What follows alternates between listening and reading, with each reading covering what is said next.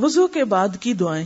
رسول اللہ صلی اللہ علیہ وسلم نے فرمایا جو شخص پورا وضو کرے اور پھر کہے اشہد ان لا الہ الا اللہ وحدہ لا شریک لہ واشہد ان محمدا عبدہ ورسولہ، میں گواہی دیتا ہوں کہ اللہ کے سوا کوئی معبود برحق نہیں، وہ اکیلا ہے، اس کا کوئی شریک نہیں، اور میں گواہی دیتا ہوں کہ محمد صلی اللہ علیہ وسلم اللہ کے بندے اور رسول ہیں، تو اس کے لیے جنت کے 8 دروازے کھول دیے جاتے ہیں جس سے چاہے داخل ہو.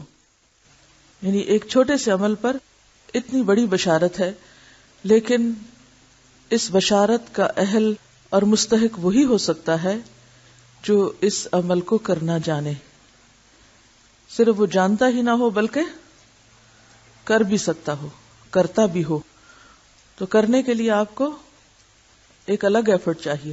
یعنی آپ کی ایک کوشش تھی جاننے کی، وہ مرحلہ طے ہوا، اب اگلی کوشش کس بات کے لیے ہوگی کہ آپ اس کو کر جائیں.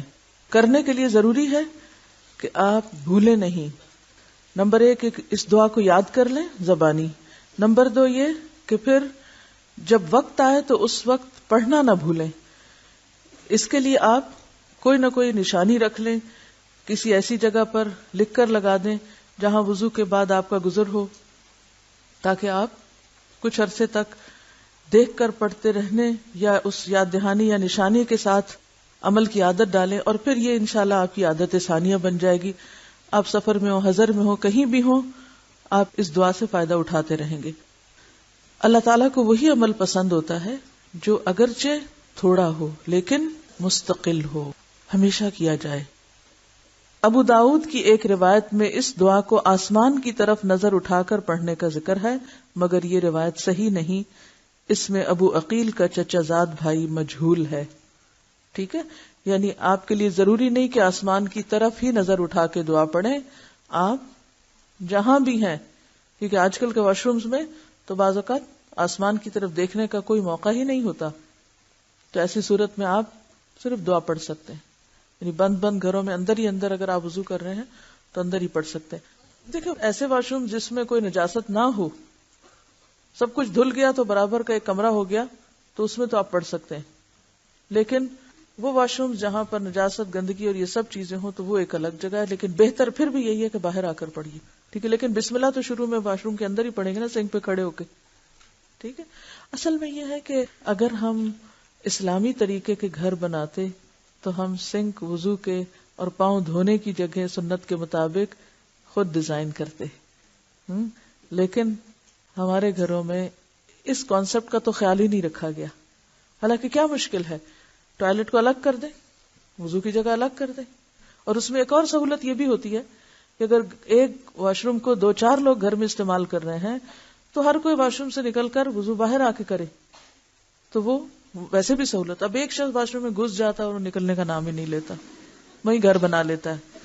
حالانکہ ناپاک گندی جگہ جتنا جلدی ہو باہر نکلے انسان.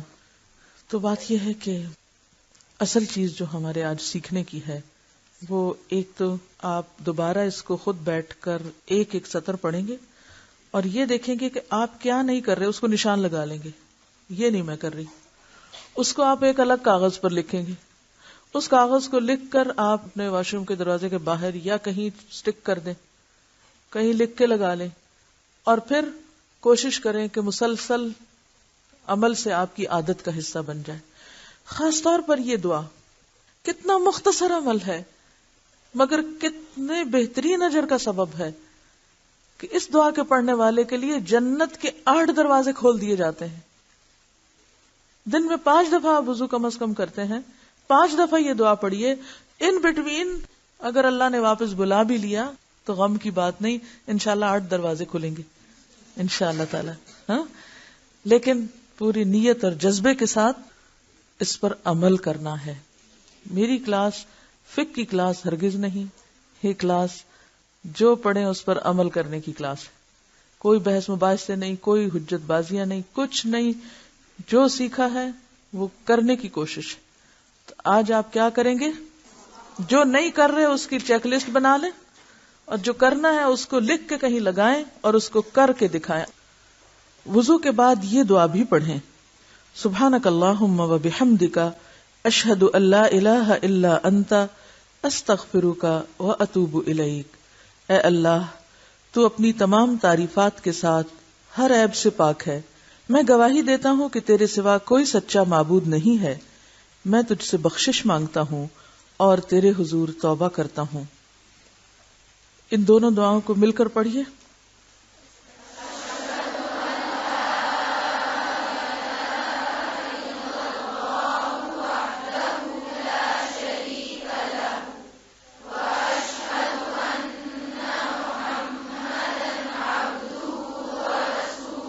تو گویا وضو کے بعد آپ اسی طرح پڑھیں گے، ایسے ہی لمبا لمبا، جیسے پڑھیں گے ویسے پڑھیے۔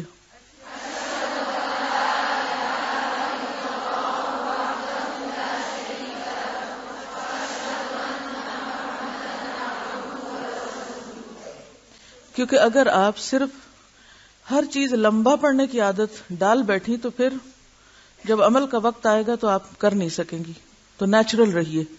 دوسری دعا پڑھیے۔